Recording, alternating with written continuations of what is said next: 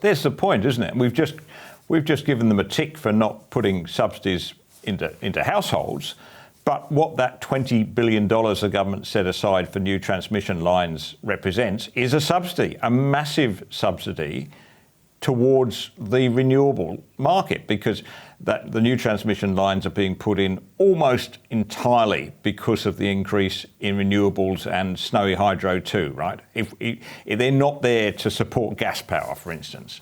So what is that 20 billion if not a subsidy towards renewable energy? And Chris Bowen can say until he's blue in the face that renewable energy is cheaper. But the fact remains that nobody would be investing in intermittent renewable energy if it wasn't for those explicit and implicit subsidies, don't you think? Absolutely. And I mean, there's a few dimensions of dishonesty involved in trying to say that renewables are the cheapest. The first is to say that it takes a point of time in the day when the sun is shining and the wind is blowing and ignores all the rest of the day's assessment. The other thing to say is that it has been the beneficiary of huge investments in rooftop solar that have been largely publicly funded. That's a subsidy. The next thing to say is that these transmission investments are a huge subsidy to business. They won't be felt as a benefit to the household, and in fact, they will on the long term inflict more pain on the households that are already most stretched. It's actually an immoral thing to do in circumstances where so many families are feeling the heat. And I really don't want to labour this point, when there is a simple and affordable solution available to us. Well, Amanda, in your column in the Financial Review this week, you dip your spoon in that enormous jar of hypocrisy and nonsense, which is gas policy, energy policy in Australia. Now, I don't think that Bowen's Putin ate my homework excuse for high gas prices is going to last much longer. Putin may be responsible for the invasion of Ukraine, but he had no influence, as far as we know, on Daniel Andrews' moratorium on gas exploration in Victoria, nor can we blame him for the self-flagellating policies of New South Wales Energy Minister Matt Keane or the decisions of the courts we've discussed before that prevented the development or slowed the development of new gas projects. In the end, this is a case of supply and demand. Surely we deal with this by doing our damnedest to increase the supply of gas. Quite right. I mean, the Ukrainian situation is real and most people understand it, but it's only a fraction of the issue here.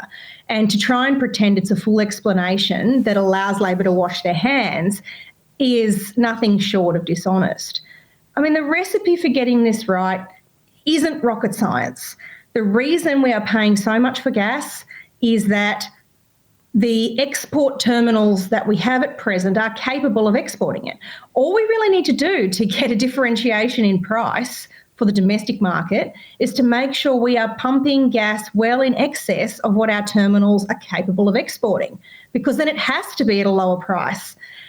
That's what makes sense. Now, how do we get energy companies to do that? There's a really sensible deal to be done here. Australians need that quantity of gas because it makes it affordable, but the gas companies also have an ask from Australians. They need to know they're not going to face unreasonable sovereign risk from wild governments that bandy around things like a super profits tax whenever the going gets tough.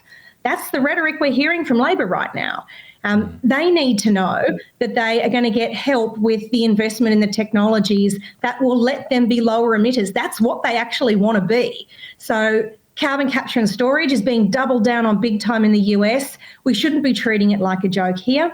And third, we need to make it easier for them to get more supply online. That means the end of politically unwise moratoria. It means streamlining the red tape and the green tape that currently stands in the way of getting energy projects up here in Australia.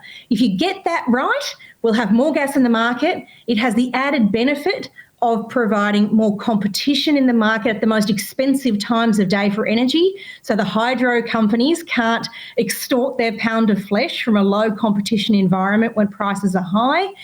And it means that we will have a good pipeline of supply for the long term that balances the dispatchable and the renewable requirements in a way that doesn't necessitate gold plating of transmission networks.